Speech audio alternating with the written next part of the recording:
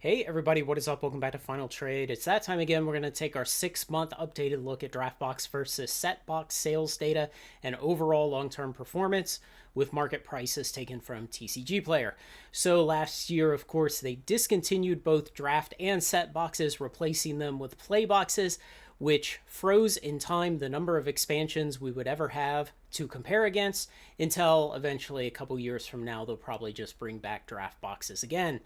And just this month, we had the next block of standard sets rotate out, which we expect to start having an effect on their long term appreciation. Essentially, you should see a drop in the prices of the boxes as they rotate out because the last gasp of using them for standard is finally gone. And until the inventory starts to tighten up a lot, the prices shouldn't rise much afterwards. And of course, these are some of the worst sets from the Print to Oblivion era: Midnight Hunt, Crimson Vow, and Streets. Kamigawa has done very well because it was always very well received. I don't really have much faith that the printing discipline was there on Kamigawa, but the prices of the boxes have done better. So, how this analysis works is that I assume you had to buy these boxes on release date, the absolute worst day to have to buy them, where you have your money tied up for the longest possible amount of time. And further, I assumed you buy your draft and your set boxes at the original wholesale prices. The reality of 2021, 22, and most of 23 is that we were buying nearly everything we bought from Magic at under wholesale price. So this is still a very conservative measurement. And then I've gone out there today. I've pulled the current draft and set market prices off of TCG Player, plugged them in, and computed the compound annual growth rates for each of these boxes for each expansion. Then I simply compare them and I say which one is better. So for Zendikar Rising, the draft box is a minus zero point 0.3 compound annual growth rate. See, it's gone from 86 original wholesale to 85 today. The set boxes have gone from 90 original wholesale to about 100 market price today, which is a 2.7% compound annual growth rate. So that 2.7 is bigger than negative 0.3. So set is the current leader. And then I just do a simple difference between the two, a subtraction. And what we see is that the set boxes are outperforming the draft boxes for all but Commander Masters. That's kind of an interesting result.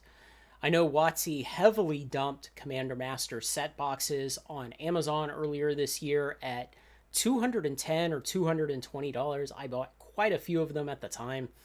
And previously, when we looked at this 6 months ago, Baldur's Gate was one of the standouts where the draft boxes were performing better than set boxes. That is reversed now, which is interesting to me because the engineering of the draft boxes of Baldur's Gate was much better than the set boxes on a value basis, what you were getting for your money, considering that the original wholesale prices were $87 for either of those boxes.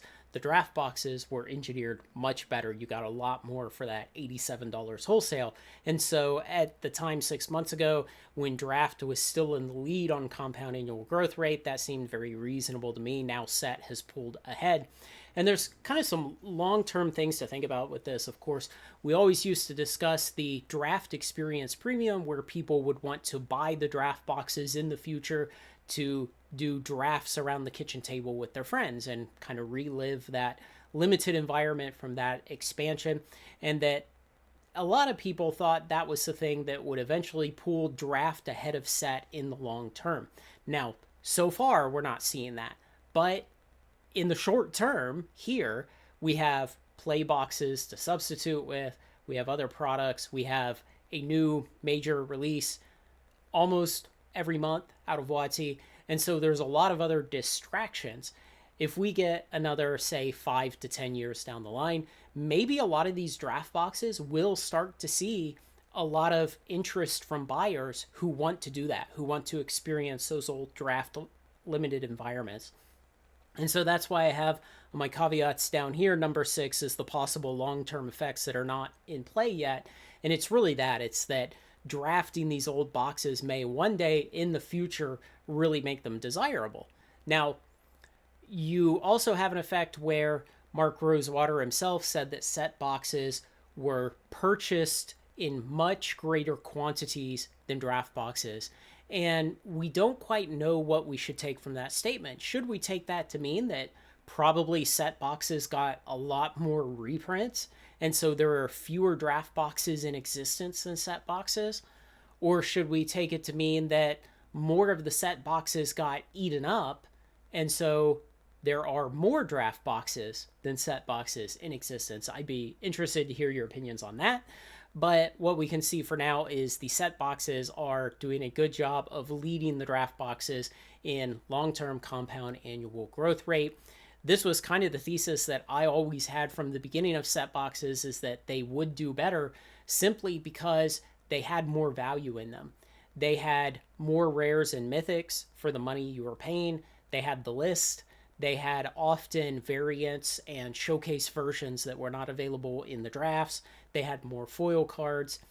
And overall, as the lifetime of set boxes went on, WotC worked to pack more and more and more value into them over time. And so initially, a measurement of just how much more rich a set box was than a draft box really underscored how much even more richer they got than a draft box over the long term. Because as time went on, WotC just kept inflating how good set boxes were, trying to steer us into set boxes because the margins were better. They were giving you less cardboard for more money. They could fit more onto a pallet. It simplified the shipping and lowered the costs of the shipping. And we could kind of see from the beginning that WotC really wanted us to buy set boxes. And so when Mark Rosewater eventually announced that the plan had worked too well and people had started basically only buying draft boxes at about 1/4 or 1/5 the rate that they were buying set boxes, it wasn't a big surprise.